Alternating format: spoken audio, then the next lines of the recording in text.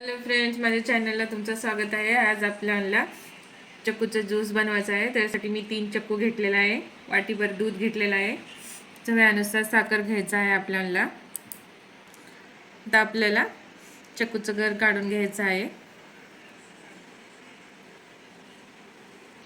बघा, आता आपण चक्कू मधलं गर काढून घेतलेलं आहे। आता आपण थोडंसं दूध घालू, अर्धा कप, थोडीशी साखर। आता आपल्याला हे बारीक करून घ्यायचं आहे। बघा, आता आपल्याला अजून अर्धी वाटी दूध घालून सनी अजून एकदा बारीक करून घ्यायचं आहे। बघा, आता आपल्याला चॉकलेट सिरप घालायचा आहे। आता आपल्याला बर्फ घालून घ्यायचा आहे। तर आपण ज्यूस घालू।